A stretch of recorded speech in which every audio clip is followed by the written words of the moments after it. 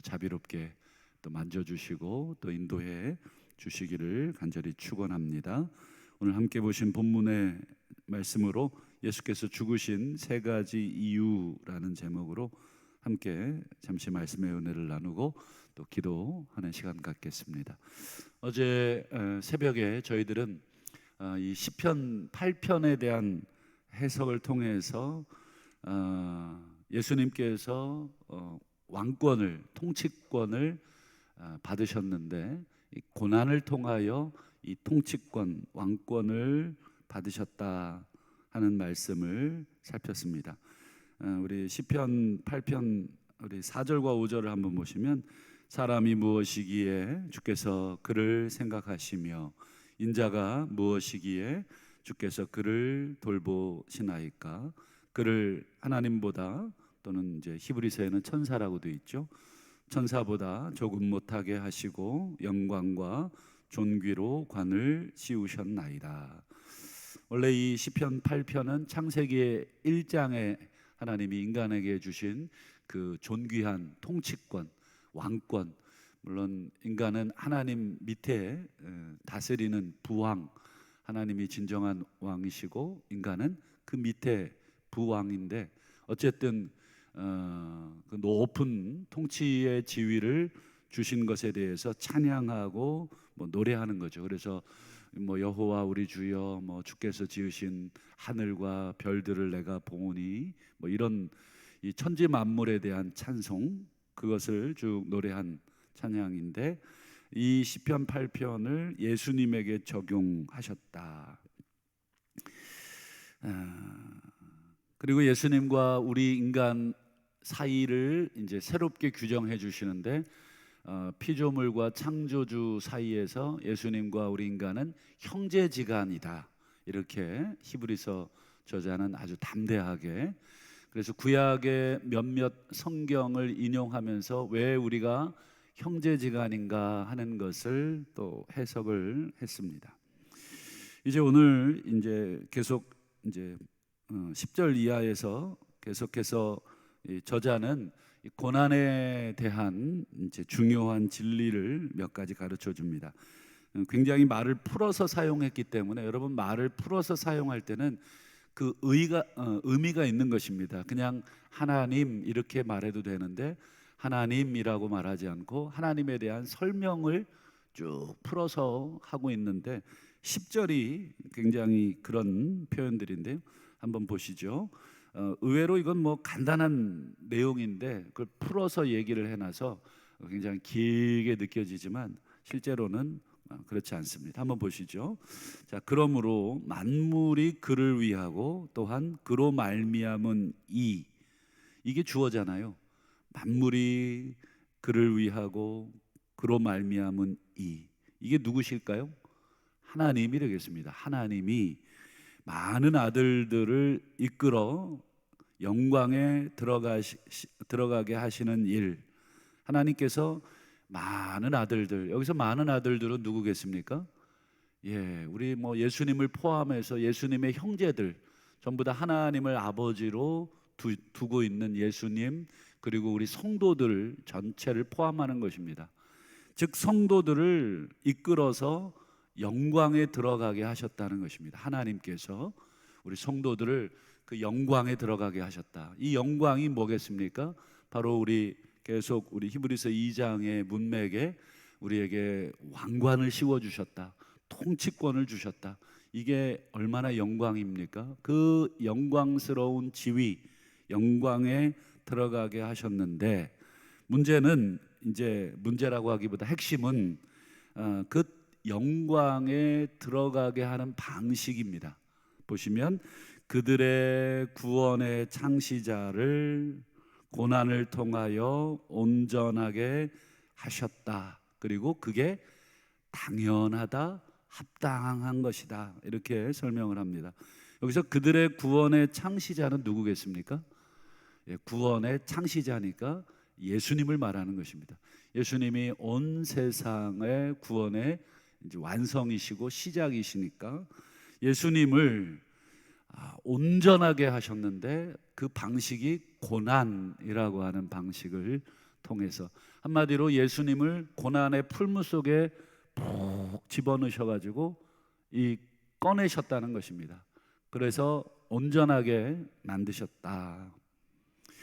지금 여러분 예수님하고 지금 많은 아들들하고 구원의 창시자하고 많은 아들들하고 지금 이렇게 비교해서 보셔야 되겠습니다. 여러분 우리의 형제이시면서 우리의 맏형 되시는 예수님을 하나님이 고난의 풀무 속에 집어넣으셔서 온전하게 하셨다면 그 동생들인 우리들도 어떻게 하시겠습니까? 그렇죠. 당연히 고난의 풀무 속에 집어넣으신다는 것입니다. 맏아들을 그렇게 온전하게 하셨다면 나머지 아들들도 맏아들을 통하여서 그렇게 만드시겠다. 그게 바로 이 10절입니다. 그래서 오늘 예수님께서 왜 이 죽음의 고난을 왜 받으셔야 됐는가? 세 가지로 특별히 오늘 저자가 우리에게 가르쳐 주는데, 첫 번째 14절을 한번 보시죠. 자, 여기서 자녀들은 하나님의 자녀들이겠고 예수님과 함께 형제된 자녀들을 말하겠습니다. 혈과 육에 속하였다. 여러분 이 속했다는 말이 약간 조금 명확하지 않잖아요. 이 속했다는 말을 조금 더 정확하게 풀었으면 그 다음에 나오는 함께 지녔다라는 말과 같은 뜻입니다. 자녀들은 혈과 육, 즉 살과 피를 함께 공유한 자녀들이다. 우리 형제라는 말을 쓰잖아요. 야, 형 또는 누나, 동생 이런 말을 쓰는데 그 말의 뜻은 너랑 나랑은 같은 피를 이어받았다. 같은 부모로부터 같은 몸, 같은 피, 같은 살. 그래서 피가 물보다 진하다고 참 이 형제지간이 참 오묘한 관계입니다. 즉 자녀들, 여기에는 예수님도 들어가고 우리들도 들어갑니다. 자녀들은 혈과 육, 누구의 혈과 육이겠습니까? 즉 하나님의 혈과 육을 함께 공유한 자들입니다. 이런 뜻입니다. 이 속했다는 말은 함께 거기에 다 들어가 있다, 공유하고 있다. 그래서 그도 또한, 여기서 그는 당연히 예수님이 되겠습니다. 예수님도 또한 우리랑 같은 모양으로 혈과 육을 함께 지니고 있다. 지금 예수님을 하나님의 존재에서 지금 무슨 존재로 지금 설명하고 있냐면 우리와 똑같은 몸을 입으신 인간으로 지금 설명을 하고 있습니다. 자, 왜 그럼 그렇게 우리처럼 몸을 입으셨느냐? 왜 성육신하셨느냐? 그것은 죽음을 통하여 죽음의 세력을 잡은 자 곧 마귀를 멸하시려고. 여러분 우리 혈과 육을 지닌 인간이 가장 큰 고통을 경험하고 있는데 그 고통이 뭐냐면 우리 인간은 죽는다는 고통입니다. 죽음의 고통을 우리 인간은 겪고 이 죽음의 문제를 인간 스스로는 아무리 노력을 해도 아무리 과학과 의학이 발달한다 그래도 여러분 그 수명을 조금 늘릴 수는 있어도 영생하도록 만들 수 있는 방법은 아직까지 없습니다. 그리고 앞으로도 없을 것입니다. 그렇기 때문에 여러분 예수님의 형제들인 우리 인간들이 겪는 이 죽음의 문제를 맏형 되시고 믿음의 창시자가 되시는 예수님께서 해결해 주셔야 된다. 그래서 우리 인간과 똑같은 몸을 입고 오셔서 십자가의 죽으심으로, 그래서 가장 첫 번째 이 죄의 권세를 잡고 있는 마귀를 쳐야 되지 않느냐. 즉 죄의 우두머리 격인 마귀를 치신 것이다. 이게 첫 번째 예수님이 십자가의 죽음, 고통을 당하신 이유다. 그럼 두 번째 이유가 15절과 16절에 있습니다. 여러분 죄의 우두머리, 죄의 이 권세를 잡은 마귀를 쳤습니다. 그러면 죄에 사로잡혀 있는 자들은 어떻게 되겠습니까? 자연히 해방이 되는 것입니다. 여러분 미군이 일본 본토에 여러분 원폭을 투하했을 때, 원자폭탄을 투하했을 때 그 결과 자연히 우리나라가 일본에 사로잡혀 있다가 해방이 된 것과 똑같은 원리가 되겠습니다. 지금 죽음으로써 마귀, 죽음의 권세자를 쳐내셨는데 그 결과 한번 15절을 한번 볼까요? 또 죽기를 무서워하며 한평생 이 죽음의 종노릇하고 있는 모든 자들을 놓아주려 하십니다. 죽음의 종노릇하는 모든 자를 놓아준다. 우리가 잘 아는 용어로 표현하면 죄에서 해방시켜준다, 이런 표현이 되겠습니다. 근데 16절은 앞서 우리 천사랑 비교했는데, 이 천사를 위해서 예수님이 십자가를 지신 게 아니라 누구를 위해서 십자가를 지신 거예요? 아브라함의 후손들, 즉 우리들. 창세기까지 지금 이 히브리서 저자는 그 배경을 끌고 가고 있는 것입니다. 창세기에서부터 하나님께서 이 아브라함을 부르신 이유, 그리고 아브라함에게 자손을 약속하신 이유, 땅을 약속하신 이유를 이제 히브리서 저자가 다시 갖고 와서 이 하나님의 계획은 이때부터 시작이 됐다. 하나님의 놀라운 계획은 하여튼 대단한 것이다. 이것을 지금 두 번째로 설명합니다. 그리고 이제 마지막 세 번째 이유를 설명을 하는데, 특별히 이제 죄로부터 이 죄의 종노릇하는 죄의 수장인 사탄을 멸하시고 그 죄의 수장인 사탄에게 매여서 일평생 죽음의 공포에 두려워 벌벌벌 떨며 뭐 먹고 살아야 되지, 어떻게 살아야 되지, 내 인생은 어떻게 되는 거지, 온통 모든 사람들이, 우리 자녀들도 그렇습니다. 우리 자녀들 물어보세요. 네 꿈이 뭐니? 돈 많이 버는 거예요. 왜요? 먹고 사는 문제가 그들의 일평생에 지금 공포를 주고 있습니다. 어찌 보면 전부 사탄이 교육제도를 이용을 하고 사회 시스템을 이용을 해서 온통 우리 아이들 어른 할 것 없이 다 먹고 사는 문제, 돈 문제에 지금 매여서 지금 그것이 인생의 가장 큰 첫 번째 과제가 되어버렸습니다. 죽지 않으려고 돈도 벌고, 죽지 않으려고 높은 지위도 갖고, 죽지 않으려고 여러 가지 애를 쓰는 인생들.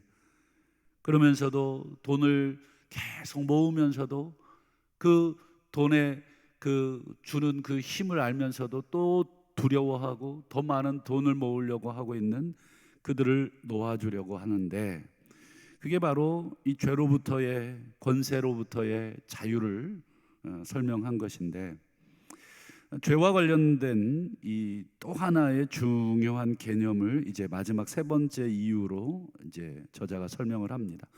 여러분, 구약 시대 죄를 지으면 어떤 방식으로 용서를 받았습니까?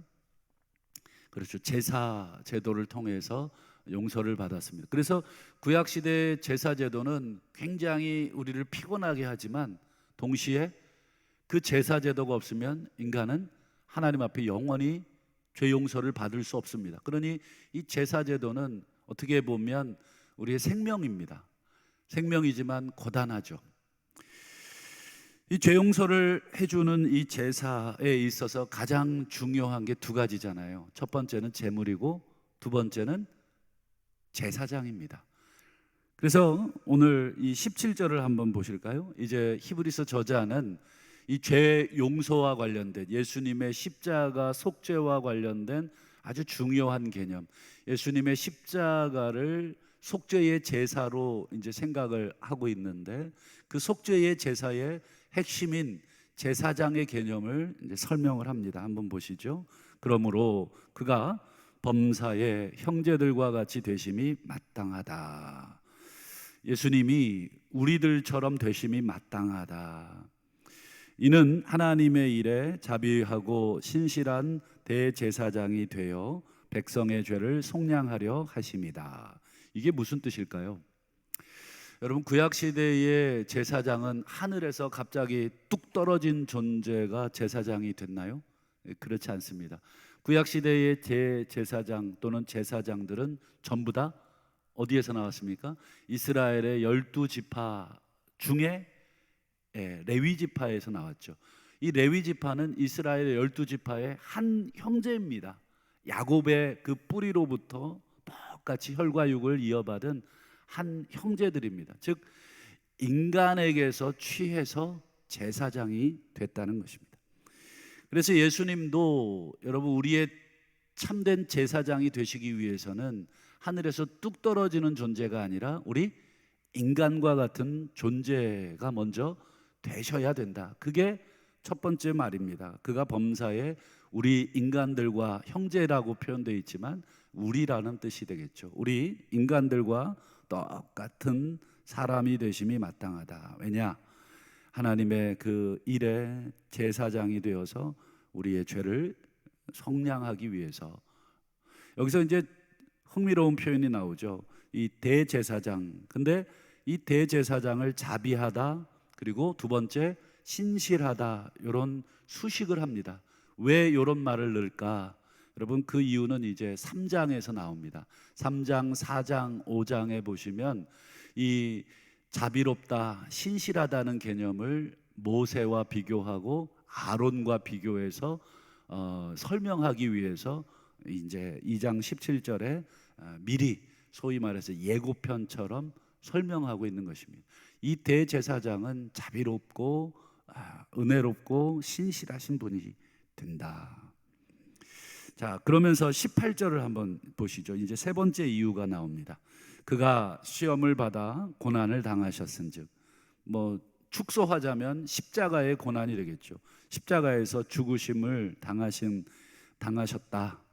그러면서 하는 말이 뭐냐면 시험 받는 자들을 능히 도우실 수 있다, 이것입니다. 이게 예수님께서 고난을 당하신 마지막 세 번째 이유이면서 또한 우리에게는 위로가 되는 그런 말씀이 되겠습니다. 여러분 히브리서 그 히브리서를 지금 받아서 읽고 있는 이 성도들의 상황이 어떠냐? 히브리서 자체에서 그 상황을 설명한 곳이 있는데요. 한 곳만 볼까요? 히브리서 11장 36절과 37절을 보시죠. 이게 지금 히브리서 이 수신자들의 상황입니다. 어떤 이들은 조롱을 당하고 채찍질 당하고 결박당하고 옥에 갇히는 시련을 받고 있고, 또 37절 어떤 이들은 돌로 맞고 또 톱으로 켜고, 참 잔인하죠. 그 다음에요, 시험 받고 칼에 죽임 당하고, 또 양과 염소의 가죽을 이렇게 뒤집어 쓰고 유리하고, 이게 발각되지 않기 위해서 마치 들짐승처럼 보이게 하기 위해서 늘 예수 믿는 사람 이 색출하고 다녔기 때문에 이 들짐승처럼, 그것도 밤에 이렇게 돌아다녀야 했고, 또 먹을 것을 살 수가 없었기 때문에 먹을 걸 구하러 늘 돌아다녔습니다. 그래서 궁핍이라는 단어, 환난이라는 단어, 학대라는 단어. 지금 히브리서 수신자들의 상황이 이렇습니다. 이 모든 상황이 누구 때문에 지금 벌어지고 있습니까? 딱 하나 때문입니다. 예수 믿는다는 이유 때문에 지금 이런 상황에 처해 있는 것입니다. 그러니 여러분 예수 믿는 것만 포기하면 이 모든 상황에서 다 벗어날 수 있어요. 지금 사탄이 죽음의 권세를 가지고 너 이래도 예수 믿을래? 너 안 그러면 죽는다. 로마의 황제와 모든 군대가 지금 예수 믿는 사람 색출하기 위해서 지금 이런 환난, 여러분 그래서 로마의 10대 박해라고 황제들이 앞장서서 예수 믿는 사람 박해했잖아요. 이 모든 죽음의 권세를 가지고 이들을 막 위협하지만 지금 이런 상황에서 히브리서 저자가 뭐라고 합니까? 시험 받는 자들을 능히 도우실 수 있다. 이 말이 얼마나 위로가 됐을까. 여러분 모든 공권력이 여러분 예수 믿는 우리를 여러분 공격한다고 상상해 보십시오. 그런데 뭐 우리가 요즘처럼 민주사회여서 띠두르고 데모할 수 있습니까? 여러분 이때는 띠두르고 데모하는 순간 바로 사살입니다. 그러니 여러분 드러낼 수도 없고 지금 전부 땅굴로 숨어 들어갑니다. 카타콤이라고 하는 그 땅굴 아시죠? 거기로 다 숨어 들어가 있는 상황입니다. 그럴 때 이 히브리서 2장 18절 능히 도우실 수 있다, 이 말이 힘이 됩니다. 말씀을 맺겠습니다. 우리 다음 시간에 살펴볼 히브리서 4장을 한번 보실까요? 4장 14절, 15절, 16절. 왜 이 말을 하는지 여러분 이해가 되실 것입니다. 그러므로 우리에게 큰 대제사장이 계십니다. 우리에게 있는 그 대제사장께서는 우리의 지금 이 모든 상황을 동정하지 못하시는 분이 아니십니다. 이 모든 일에 우리와 똑같이 시험을 받으셨습니다. 언제 시험 받았냐고 묻거든 여러분, 예수님께서 십자가 지시기 전에 그 당했던 수치와 모욕과 고난과 채찍질과 심지어 죽음, 이 모든 시험까지 우리가 생각할 수 있겠죠. 16절, 그러니까 우리는 긍휼하심을 받고 때를 따라 돕는 은혜를 얻기 위해 은혜의 보좌 앞에 담대히 나아가라. 여러분, 어려운 일 당하면 어디 앞으로 나아가라 하십니까? 사람 앞에 나아가지 마시고 여러분, 은혜의 보좌 앞으로 나아가라. 넘어져도 은혜의 보좌 앞으로 넘어질 수 있는 은혜가 오늘 하루도 또 남은 평생도 우리에게 있기를 간절히 축원합니다.